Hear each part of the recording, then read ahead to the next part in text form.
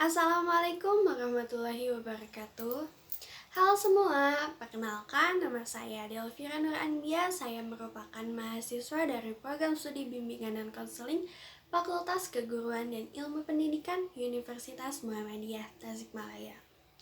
Saya merupakan mahasiswa dari kelas BK3B angkatan 2020 dengan NIM C2086201010.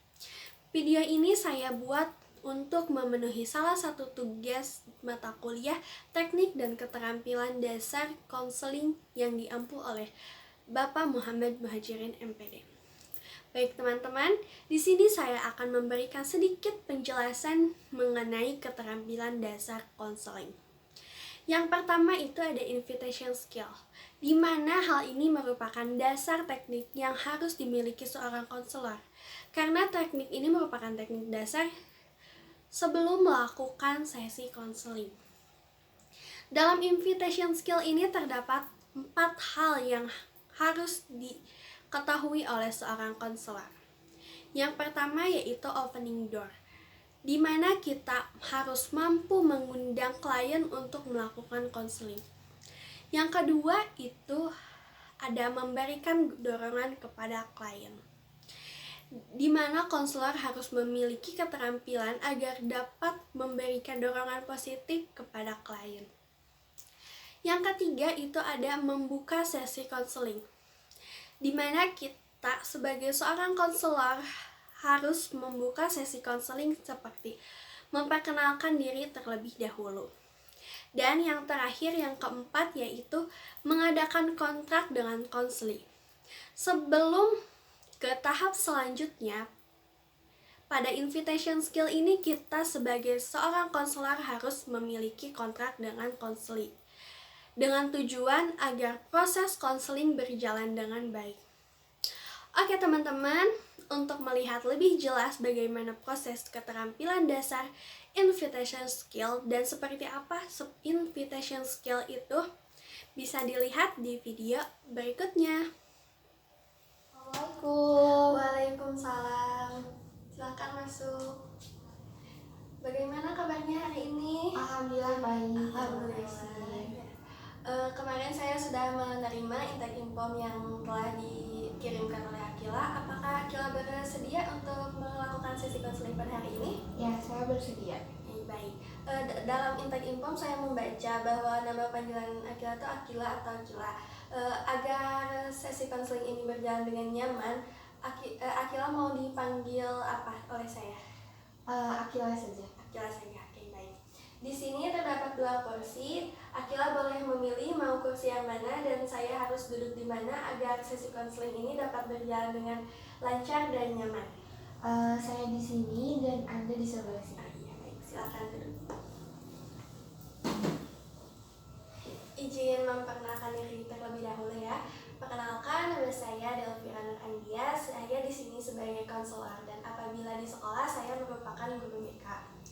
Apakah ada hal yang mengganggu pada akhir-akhir ini?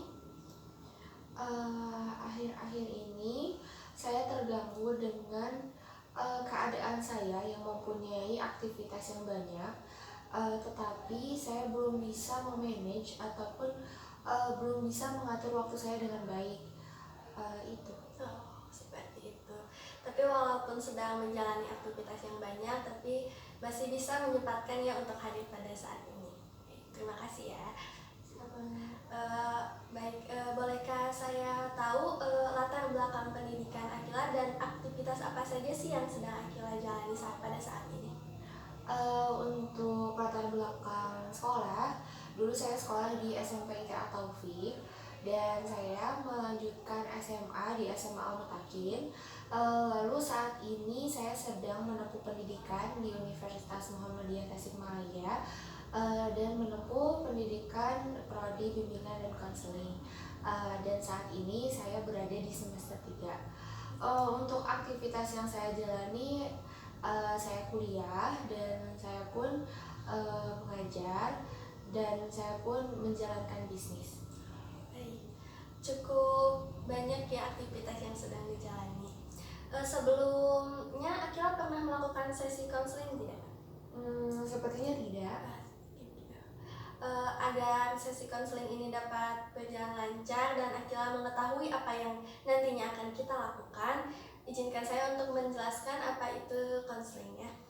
Konseling adalah proses di mana saya akan membantu permasalahan yang sedang Akila hadapi. Dan dalam proses ini saya memfasilitasi untuk menyelesaikan permasalahan yang sedang dialami oleh Akila. Harapannya dalam sesi konseling ini agar Akila itu dapat berhidup normal kembali. Dalam arti Akila tidak akan terlalu fokus terhadap masalah yang